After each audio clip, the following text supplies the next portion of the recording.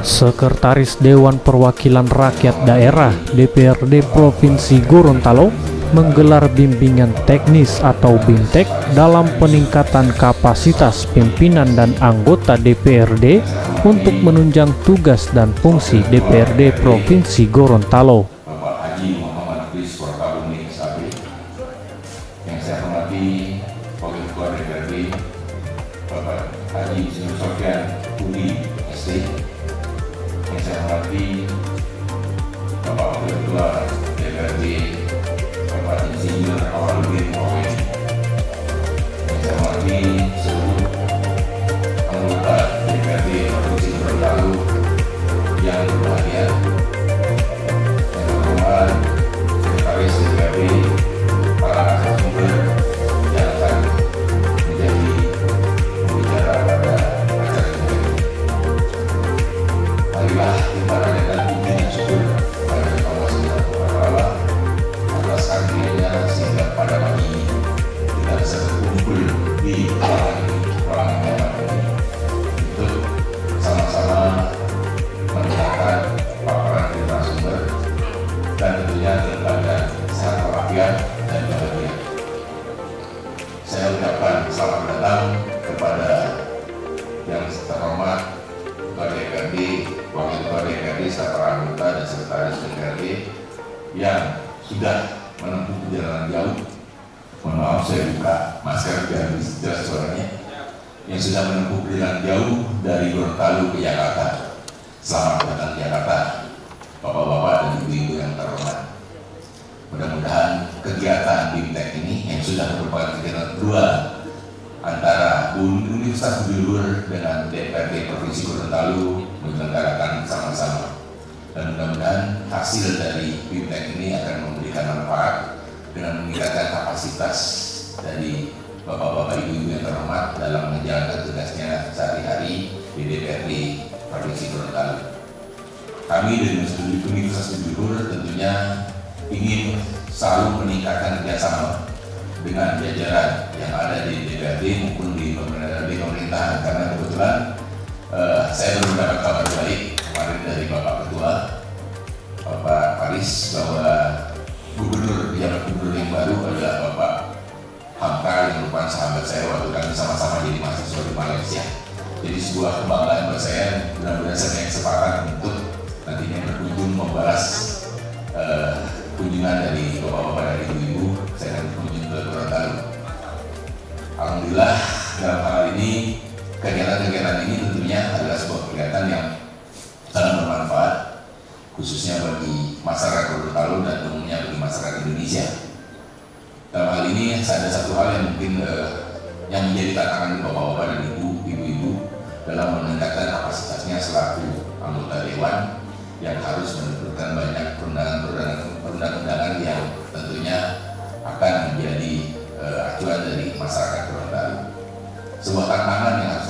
terjadi sekarang ini adalah banyak sekali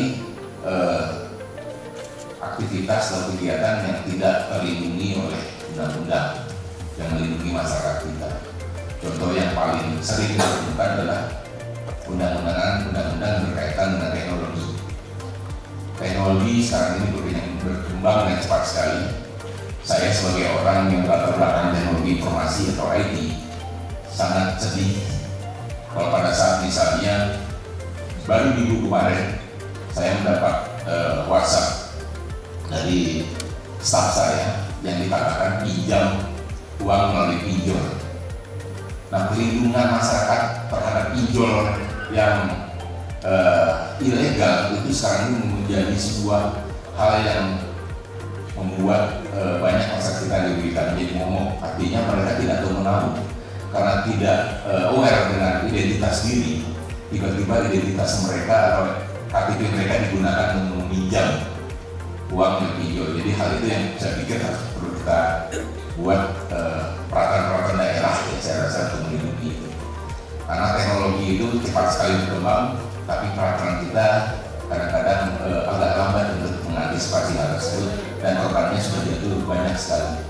Jadi hal itu yang saya pikir bisa jadi bahan topik berikutnya untuk bagaimana para anggota Dewan yang terhormat mampu mengantisipasi dan mencoba menghasilkan peraturan-peraturan yang melindungi masyarakat berkaitan dengan kejahatan yang berbasis pada teknologi yang sangat cepat sekali berkembang.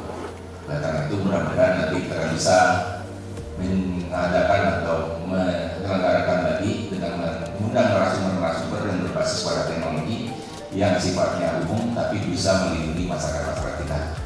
Demikian sedikit masukan dari saya, mudah-mudahan bisa bermanfaat Pak Ketua dan para bapak-bapak dan ibu semuanya. Tapi harapan saya pada BIMTEK hari ini akan makin banyak masukan, knowledge, pengetahuan yang didapat dari para narasumber, dari bapak-bapak dan ibu-ibu untuk bisa meningkatkan kapasitas dan kualitas dari peraturan-peraturan dan juga kualitas dari output kekeluaran pekerjaan yang dihasilkan oleh DPRD Provinsi Gorontalo yang saya banggakan. Mohon maaf kalau dalam penyelenggaraan yang dilaksanakan oleh Nusa Luhur masih banyak kekurangan. Mudah-mudahan nantinya untuk kegiatan berikutnya akan kita buat tingkatkan menjadi lebih baik. Terima kasih. Wassalamualaikum warahmatullahi wabarakatuh.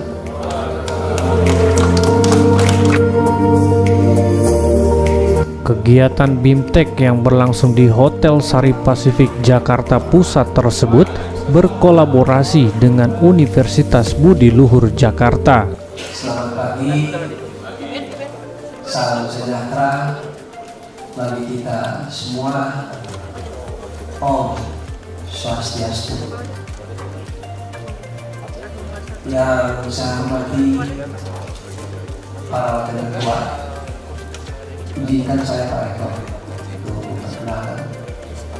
Pertama Pak Ahmad Kris Wartamono, Wakil Ketua 1, beliau.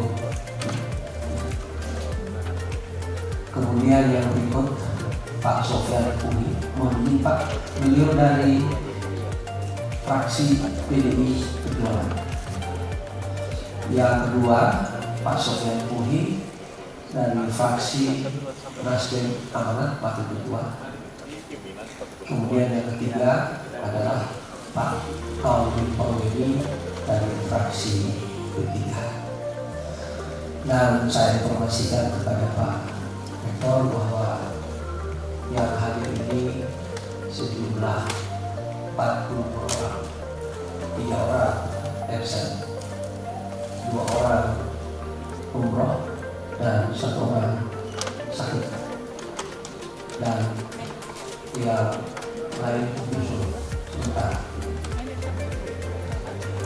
Yang keseluruhannya adalah 45 orang.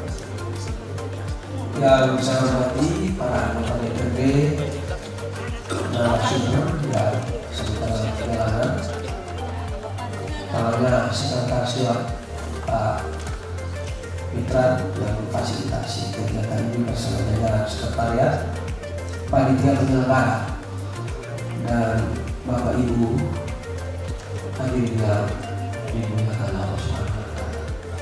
Puji syukur saya panjatkan Allah Subhanahu wa taala karena pada pagi hari ini kita semua hadir di tempat di Hotel Saripan Pasifik. Dan kegiatan ini dalam rangka kita mengikuti bimbingan teknis dalam konteks pendalaman materi-materi tupoksi yang kita akan laksanakan dan sedang dan akan laksanakan ke depan. Dan alhamdulillah kami bersyukur Pak bahwa kegiatan ini kegiatan yang kedua. Kegiatan yang pertama telah kita laksanakan tahun lalu dan alhamdulillah Pak Rektor tahun ini hadir karena tahun kemarin ada halangan, dan kami dengan Pak Rektor ini sudah yang ketiga ketemu. Pertama ketemu untuk pendalaman tahun yang lalu, untuk yang kedua juga tahun ini kemarin ketemu langsung, dan ini yang ketiga. Kemarin saya didampingi oleh Pak Aludin Pemwini. Bapak Ibu sekalian yang saya hormati, tentunya kegiatan ini kita semua sudah tahu ada dalam konteks pendalaman tupoksi. Tadi sudah disampaikan oleh Pak Rektor bahwa kegiatan ini dikaitkan dengan konteks IT. Jadi saya sependapat Pak, knowledge of IT is very very important. Tepuk tangan dulu.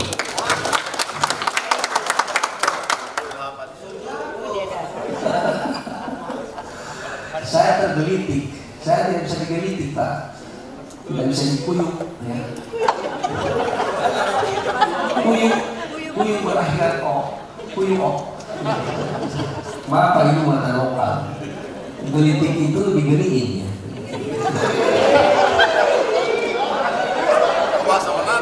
Saya tidak bisa digelitik Pak. Oleh sebab itu saya tergelitik. Nah, tapi bukan berarti saya harus mencari orang yang saya gelitiki. Haram. Ya kalau kita jadi sekali lagi terima kasih Pak Rektor, Pak Dr. Insinyur Wendy Usino, Minister Sains, Minister Management, dan benar beliau ini teman sama-sama dengan Pak Hakal kuliah di Malaysia. Malaysia Singapura ya? Bisa terasa kita tunggu dengan senang hati. Teman-teman sekalian yang saya hormati, tentunya saya berharap semua masukan-masukan dari narasumber yang pertama yang akan dilaksanakan oleh Pak Burhanuddin tadi, Direktur Indikator Politik yang kita sudah tahu kapabilitas dan kapasitasnya, sekaligus dengan BPK dan juga dengan pemateri yang lain ada 4 narasumber dari Dirjen Minyak Keuangan Daerah serta dari Perencanaan Anggaran Kemendagri.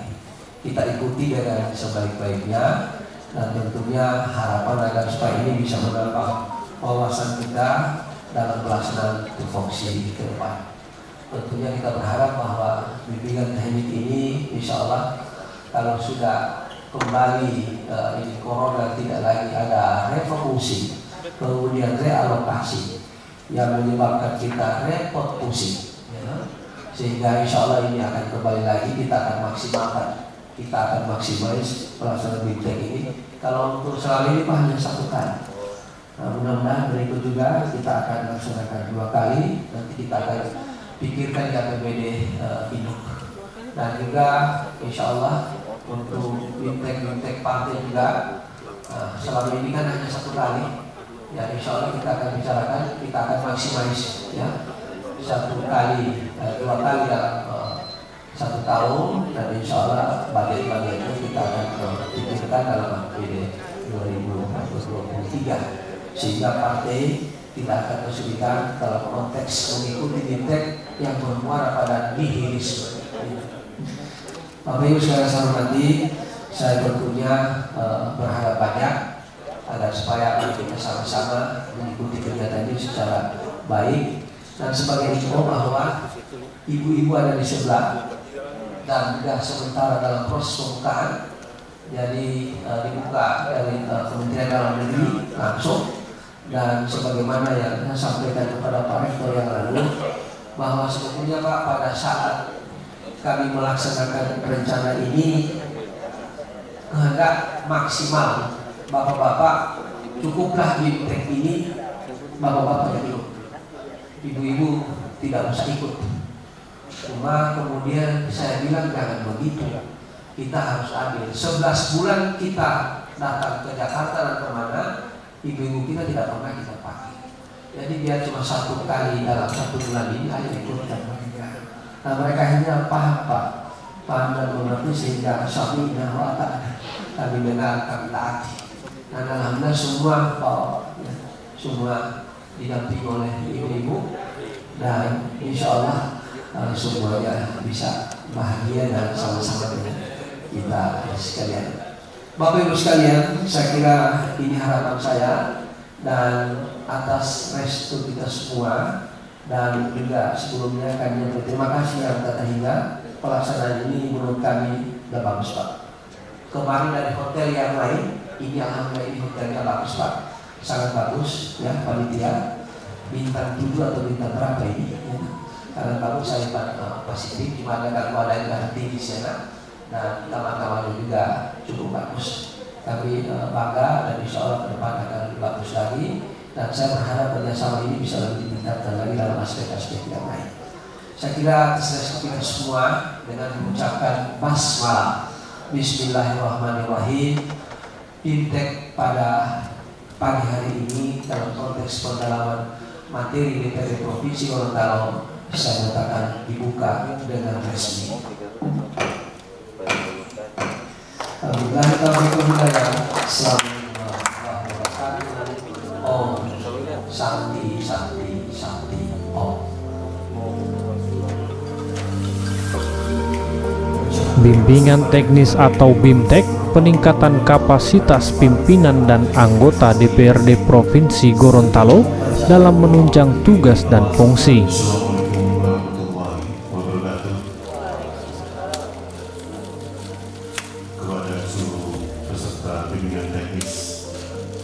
Mari kita buka hati seraya memohon kepada Ilahi Robi, semoga kita selalu dalam bimbingannya. Izinkan saya memimpin ini dengan kami Islam. Astagfirullahaladzim, astagfirullahaladzim, astagfirullahaladzim. Allahumma sholli ala Sayyidina Muhammad wa ala ali Sayyidina Muhammad. Allahumma sholli ala Sayyidina Ibrahim wa ala ali Sayyidina Ibrahim. Ya Allah ya Rabb, Sang Pemilik Asmaul Husna, dengan menyebut asmamu yang mulia, kami mohon tulislah dalam buku-Mu ampunan, ridho dan kebahagiaan-Mu kepada kami. Ya Allah ya Rahim, berilah ketentraman dan tambahkan kebahagiaan serta kerukunan pada kami.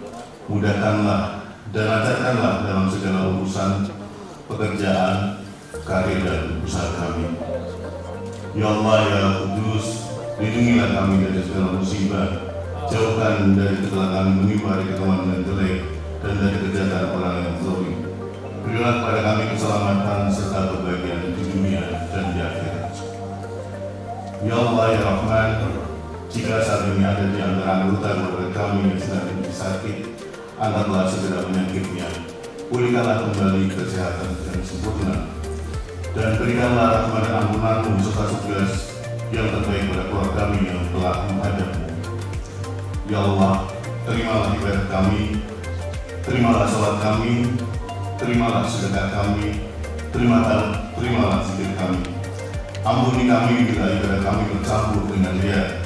Ampunilah kami bila masalah kami tidak dengan suatu keikhlasan hati kami.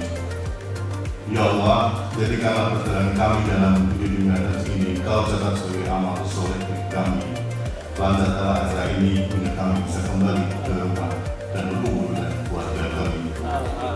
Allahumma inna nas'aluka salamatan fid din, wa afiyatan fil jasad, wa ziyadatan fil ilmi, wa barakatan fil rizqi, wa taubatan qabla al-maut, wa rahmatan indal maut, wa maghfiratan ba'da al-maut. Allahumma hawwin 'alaina fi sakratil maut, ونجاة من النار وعفو عند الحساب. ربنا لا تزغ قلوبنا بعد إذ هديتنا وهب لنا من لدنك رحمة إنك أنت الوهاب. سبحان ربك رب العزة عما يصفون وسلام على المرسلين والحمد لله رب العالمين. Wassalamualaikum warahmatullahi wabarakatuh. Ketua DPRD Provinsi Gorontalo, Paris R.A. Jusuf, turut hadir dan membuka resmi kegiatan tersebut, bahkan dirinya juga memberikan sambutan dalam kegiatan itu. Sampaikan terkait dengan gagalnya revisi undang-undang pemilu, itu saya termasuk yang sangat keras menolak penundaan pilkada.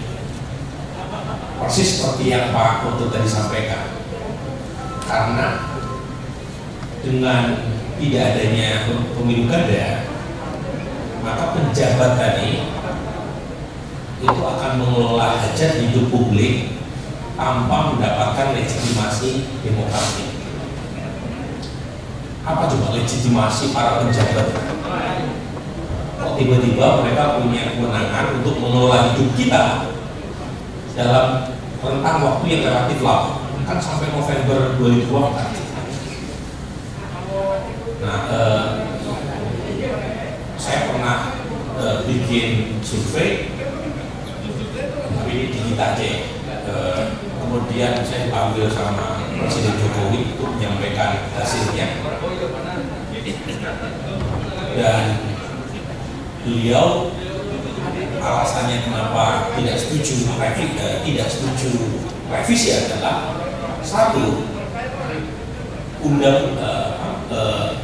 undang-undang itu yang berkaitan sama pemilu yang menunda pemilu kada 2022-2023 itu didasarkan pada Undang-Undang Nomor 2016 yang sudah ketok palunya tapi belum dilaksanakan. Kenapa kemudian direvisi? Alasan Presiden. Jadi pertama kita perlu otokritik, kenapa pemerintah dan DPR mengetok palu tentang pilkada serentak 2024. Itu yang saya sampai sekarang belum tahu bagaimana reasoningnya. Kok ada pilkada serentak di 2024 dan implikasinya ada ratusan kepala daerah yang ditunjuk oleh Presiden di tingkat provinsi dan kabupaten kota yang menunjuk adalah Mendagri. Itu sampai sekarang nggak tahu alasannya. Yang kedua, alasannya adalah kata Pak Jokowi selama pandemi dia udah turun berat badannya 3 kilo.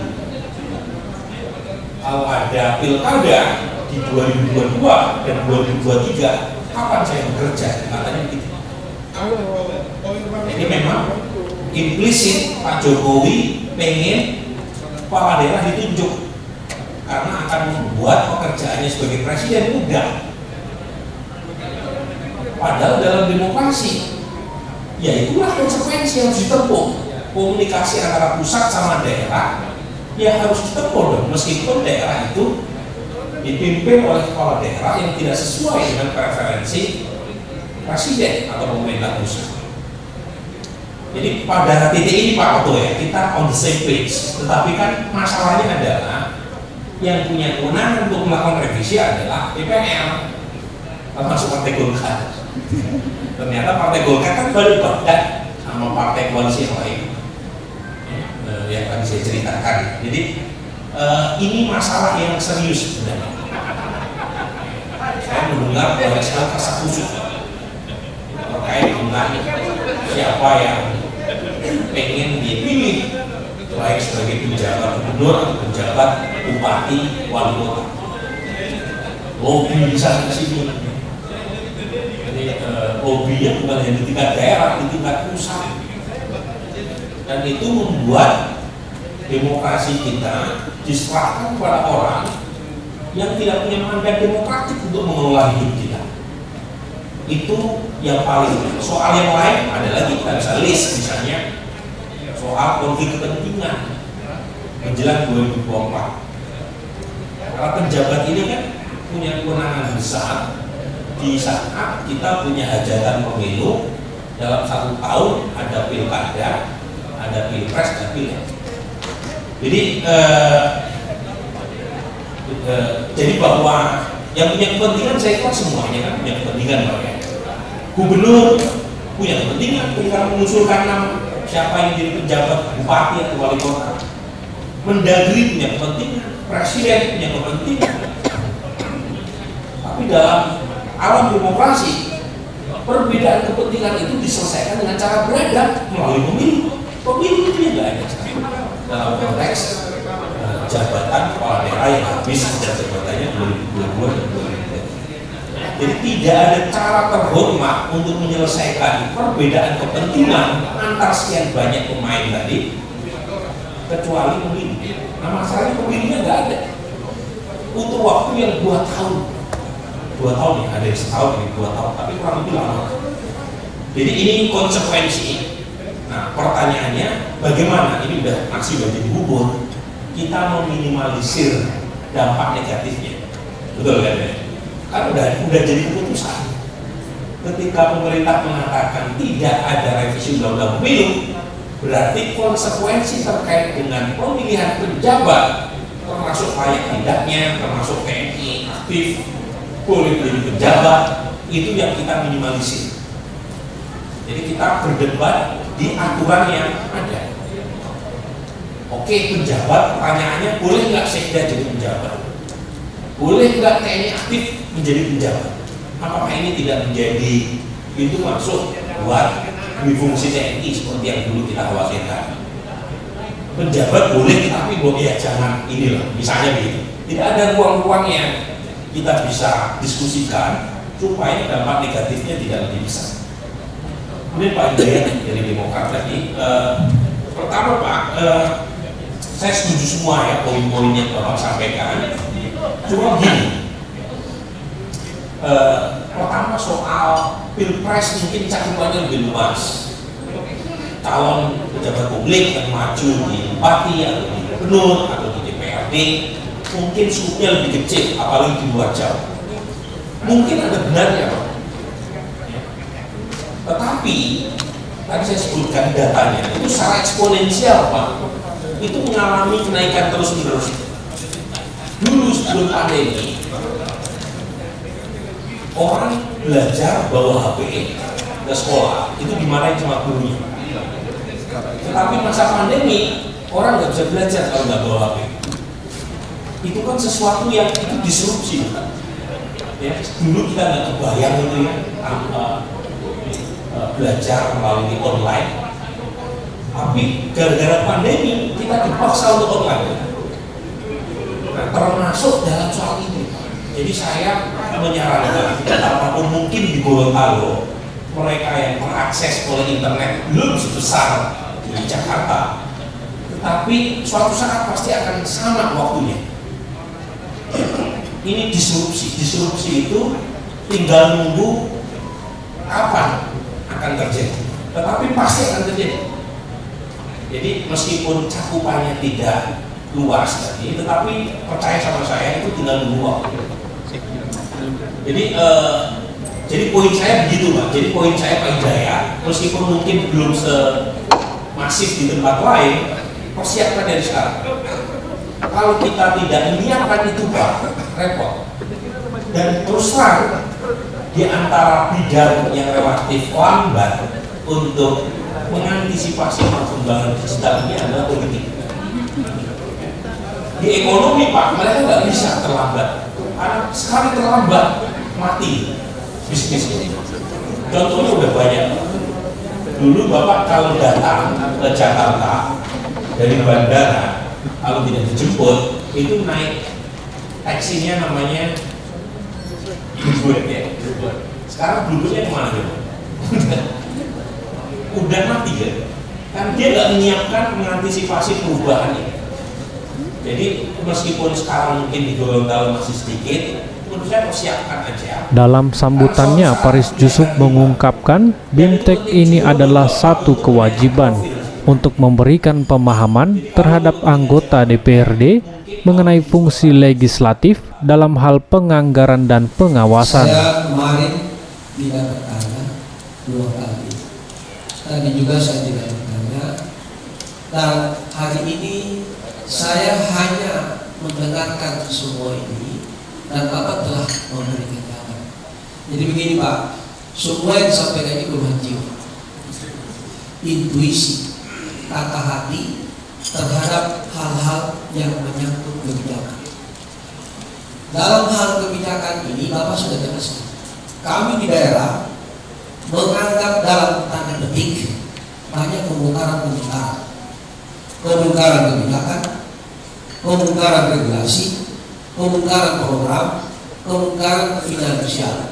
Akibat daripada regulasi dari atas sampai ke bawah turun menurun dan tidak ada kejelasan. Semua serta berubah-ubah. Oleh dan sebab itu, kehadiran Bapak di sini sangat menyenangkan bagi kami. Yang Bapak jelaskan adalah hal-hal teknis yang kami angkat di sini masalah kebijakan, sehingga muncul beberapa pertanyaan bagi kami dan Bapak, bahwa yang pertama, semua hal-hal yang terangkat ini masalah kebijakan. Agar supaya bermakna ini BIMTEK, Bapak mengapakan pertanyaan-pertanyaan yang sebelum sempat terrealisir. Apakah Bapak mau sampaikan pada tingkat atas atau hal konteks saja pun dia? Artinya gugur kewajiban Bapak sebagai narasumber. Kami tidak berharap demikian. Kami harapkan Bapak bisa menarasi, membuat reasoning terhadap resume-resume ini, sehingga setelah pulang dari sini pastikan Bapak melapor. Ini hal-hal yang berkembang biak dalam pembicaraan, sehingga dalam tindak lanjutnya kami berharap ke depan akan lebih bagus. Masalah instruksi, masalah pengosongan, masalah pemvakuman, itu yang mungkin yang bermanfaat. Nah, ini yang menyebabkan saya untuk menyampaikan hal ini, dan mudah-mudahan apa yang belum sempat lakukan bukan kewenangan kami. Betul, kami tidak bisa ngomong masalah regulasi kementerian. Kami sebenarnya cuman yang didengar inilah yang terjadi dan hampir seluruh daerah. Oleh sebab itu kami menyarankan supaya ini ditindaklanjuti di tingkat kementerian, dan agar supaya BIMTEK ini benar-benar tidak nihilisme. Banyak anggaran Pak yang kan ya, walaupun dalam perpres kita sakarat finansial. Nah, oleh sebab itu kami harapkan ini bisa ada solusi-solusi di tingkat kementerian Bapak mewakili kami. Kami senang dengan penjelasannya. Apalagi itu kopi-kopi dan sebagainya, itulah yang kami rasakan di daerah. Saya kira demikian Pak. Terima kasih. Assalamualaikum warahmatullahi wabarakatuh. Selain itu, Paris Yusuf, Ketua DPRD, juga menuturkan bahwa ia sangat mengapresiasi dan bangga dengan materi-materi yang telah diberikan oleh Direktur Eksekutif Indikator Politik Bapak Burhanuddin dan juga Bapak Yusuf John dari BPKRI. Semua larinya ke RPJMD. Kapan pokit-pokit ini bisa terrealisasi? Kalaupun pokit sudah dimasukkan, pemerintah melihat ada di RPJMD tidak. Akhirnya kacau lagi kan itu. Artinya tidak ada transparansi di sana. Kalau memang pemerintah mau akomodir pokit-pokit ini, kami arahkan. Kan begitu Pak. Karena selama ini pokit kami tidak pernah terakomodir, karena memang betul-betul ini sepertinya pemerintah tidak suka kami ada pokit-pokit.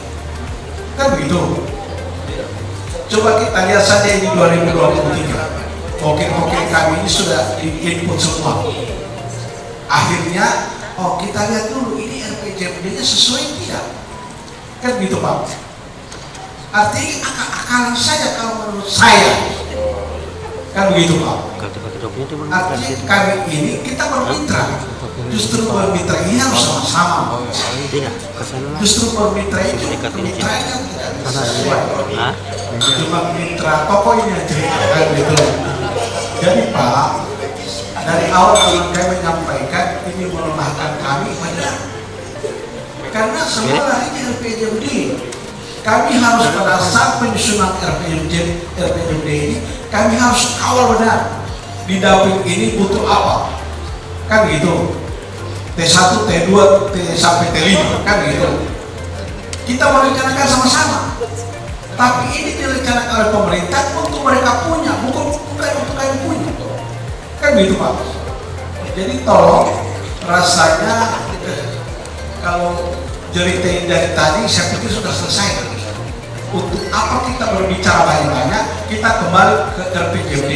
Oke, kita ini tidak akan terakomodir. Kenapa? Karena di RPJMD tidak ada cantolannya, kan begitu Pak. Jadi kita akan lihat 2023 dengan RPJMD sementara ini seperti apa yang rencana pemerintah. Apakah pokir-pokir kami ini terakomodir atau tidak? Kalau tidak, sudah selesai punya persen. Itu berkaitan dengan sistem. Saya punya data di Timor Leste tahun 2017 kami diminta oleh Freddy bikin survei sama exit poll. Pertanyaannya sama dengan data Indonesia. Saya tanyakan juga di Timor Leste.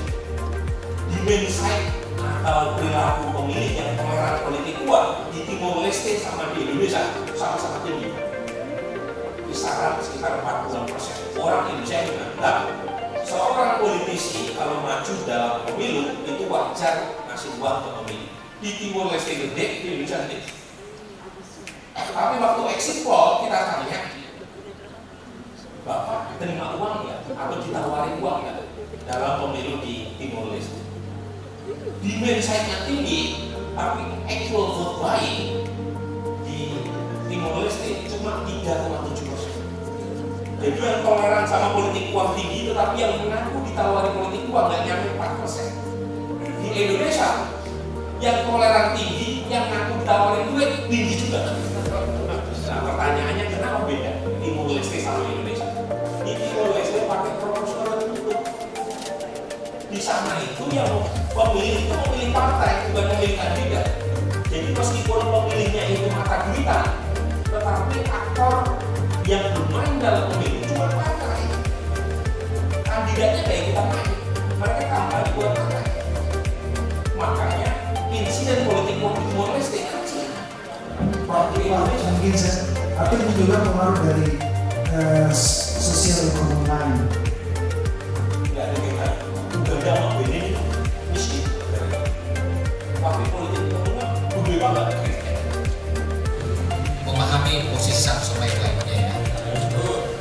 Ini kalau posisi kami sebenarnya sama dengan di daerah juga. Kami hanya melaksanakan undang-undang. Permendagri, Inmendagri segala macam itu kan turunan dari undang-undang semua. Di mana undang-undang dibahas bersama antara Presiden bersama DPR RI. Makanya itu sebagai contoh instruksi menteri tadi Pak, dasarnya undang-undang juga.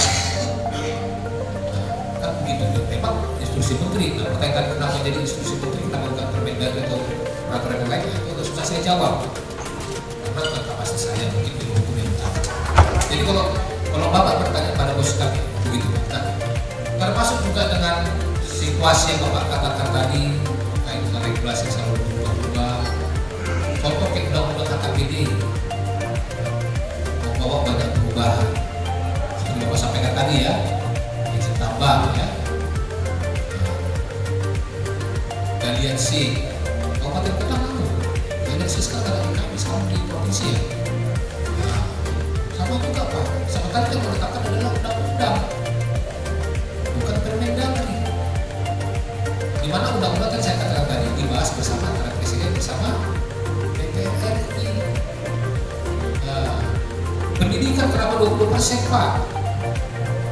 Bagaimana? Dia yang mewakili fungsi yang diperoleh oleh KPK. Nah, saya kumpulkan data KPU. Suara calon terbanyak dalam satu partai dikurangi calon dalam satu partai yang sama yang suaranya terbanyak kedua tapi tidak lolos. Kemudian saya bagi dengan rata-rata suara dapil. Itu yang saya sebut dengan teori winning margin. Jadi saya kurangi suara calon terbanyak dengan calon terbanyak perolehan kedua tetapi nggak lolos. Selisih itu yang saya sebut dengan winning margin. Hasilnya Pak, cukup dengan 1% suara maka caleg dari semua partai udah bisa mewakili kursi yang diperoleh oleh partai dan mengalahkan teman separtai. Cukup 1%. Maka meskipun efek politik uang hanya 10%, 10% ini lebih daripada cukup buat calon untuk mengalahkan teman separtai. Makanya politisi rame-rame pada politik uang, dia tahu bahwa efeknya kecil, tapi lebih daripada cukup untuk mengalahkan teman separtai. Coba bayangin Pak Salim Media di Sulbar 2014 itu menang mengalahkan teman separtainya dari Demokrat. Selisihnya cuma 20 kan. KPD yang masih berakhir di atas 2020. Kepala diskusi menteri yang tadi Pak, diskusi menteri mau itu disebutkan 23-26. Sementara pilkada serentak 2024. Kan begitu. Dan pengesahannya disahkan oleh kepala daerah. Sementara ini adalah menjadi acuan daripada penyusunan UAPPRS yang harus memintakan persetujuan DPRD. Acuannya adalah perkara. Nah ini Pak yang menjadi kesimpulan sekali kami menjadi perdebatan kami di daerah. Sehingga kalau muncul seperti pimpinan dan anggota DPRD.